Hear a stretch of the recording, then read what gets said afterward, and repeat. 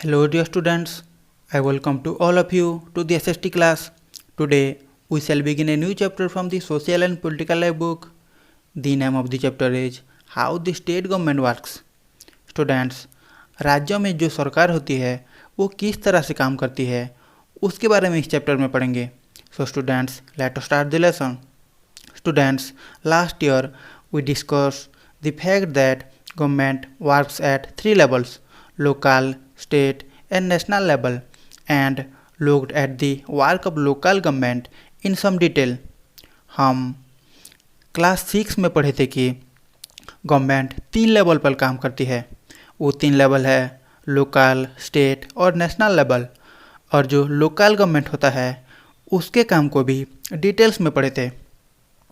In this chapter, we examine the work of the government at the state level. इस chapter में government state level पे कैसे काम करती है उसको पढ़ेंगे. Students, there are some questions. How does it take place in a democracy? What is the role of a member of legislative assembly and ministers? How do people express their views or demand action from the government? We look at the questions through the examples of health. कैसे एक democracy में काम होता है, जो MLA और ministers होते हैं उनका क्या रोल होता है, लोग जो होते हैं वो कैसे अपने व्यूज को एक्सप्रेस करते हैं या फिर वो किस तरह से गवर्नमेंट से कोई चीज़ डिमांड करते हैं. हम इन चीज़ों को हेल्थ के एग्जाम्पल्स देखे जानेंगे. So let us see.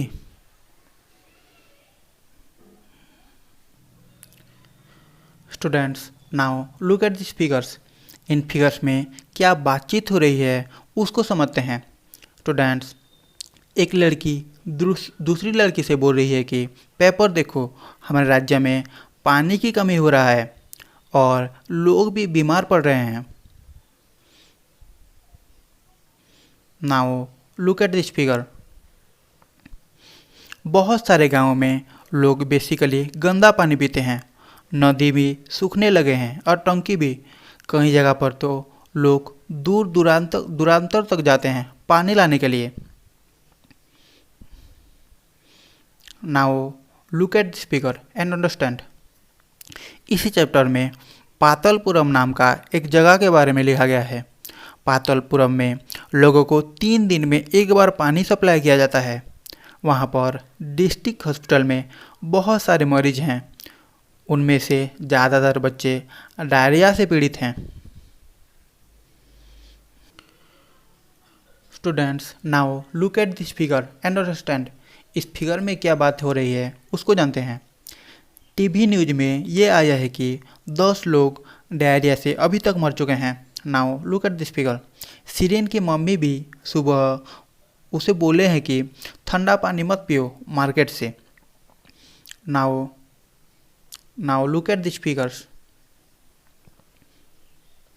Students, यहाँ पर बात हो रही है कि जब वो 2 फ्रेंड रास्ता में जा रहे होते हैं तो देखते हैं कि एक जगह पर रैली की वजह से रास्ता बंद है. बहुत सारे लोग एमएलए की घर के सामने में जमा हुए हैं. लोगों की डिमांड ये है कि सरकारी अधिकारी जल्द से जल्द बिगड़े हुए स्वास्थ्यगत अवस्था को ठीक करें. इसके लिए उनके एमएलए जिम्मेदार हैं. तो स्टूडेंट, जो ये बात कहा वो विरोधियों का एक सदस्य है. तो स्टूडेंट्स, इसको और डिटेल्स में इस चैप्टर में जानते हैं.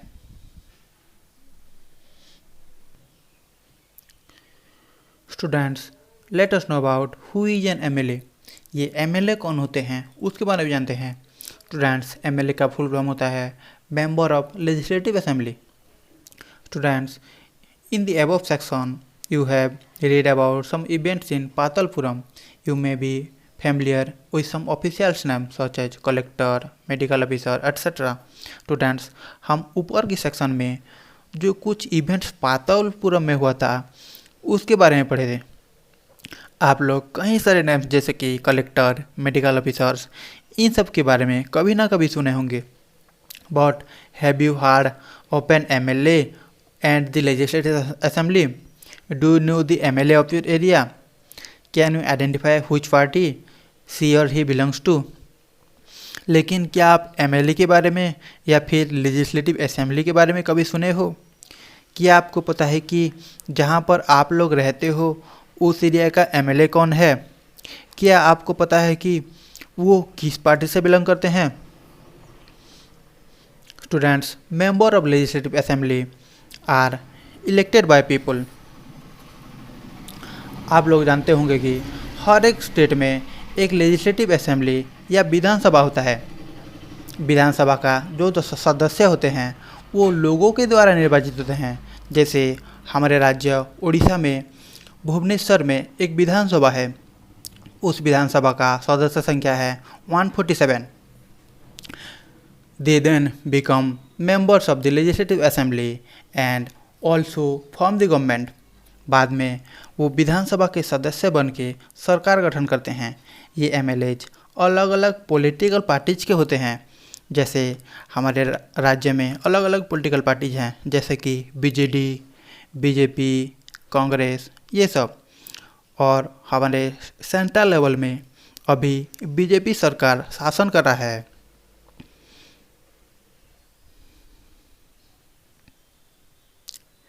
Students, every state in India has a legislative assembly. Each state is divided into different areas और constituencies. इंडिया के हर एक स्टेट में एक लेजिस्लेटिव असेंबली है। हर एक स्टेट के अलग अलग कॉन्स्टिट्यूंसीज या निर्वाचन क्षेत्र में डिवाइड किया गया है।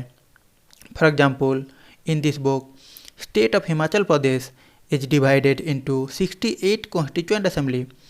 इस बुक में हिमाचल प्रदेश स्टेट के बारे में दिया गया है। हिमाचल प्रदेश स्टेट को 68 कॉन्स्टिट्यूएंसी या निर्वाचन क्षेत्र में डिवाइड किया गया है। इसको मैप के देख के जानते हैं। Now here is the map of Himachal Pradesh. The state of Himachal Pradesh is divided into 68 constituencies. Himachal Pradesh state को 68 कॉन्स्टिट्यूएंसीज या 68 निर्वाचन क्षेत्रों में डिवाइड किया गया है। मतलब हर एक कॉन्स्टिट्यूएंसीज में एक एमएलएज निर्वाचित होकर आते हैं। मतलब हिमाचल प्रदेश में 68 एमएलएज होते हैं।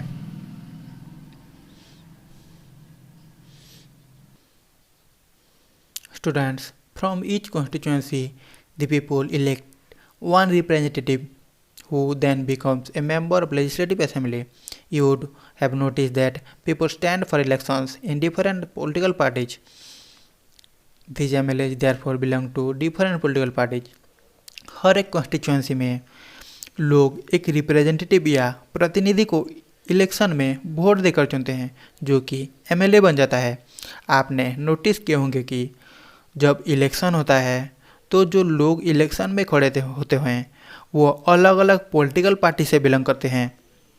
अलग अलग पॉलिटिकल पार्टी जैसे कि बीजेपी, बीजेडी, कांग्रेस, तृणमूल कांग्रेस। ऐसे हमारे स्टेट में या हमारे देश में अलग अलग पॉलिटिकल पार्टीज होते हैं। Students, here is a question, how do people who are MLAs become ministers और चीफ मिनिस्टर? जो एमएलएज होते हैं वो कैसे बाद में मिनिस्टर या चीफ मिनिस्टर बनते हैं उसको जानते हैं। A political party whose MLAs have more than half the number of constituencies in state can be said to be in a majority. कोई भी पॉलिटिकल पार्टी की एमएलएज इलेक्शन में राज्य में जितने भी निर्वाचन क्षेत्र है उसमें से आधे से अगर अधिक वोट पाते हैं तो उस पार्टी को मेजॉरिटी या संख्यागरिष्ठता दल कहा जाता है। हमने देखा कि हिमाचल प्रदेश में 68 एमएलए कॉन्स्टिट्यूएंसीज है। 68 का आधा होता है 34। अगर कोई पार्टी 34 से अधिक वोट पाए, 34 + 1 मतलब 35, 68 से आधे से अधिक होगा।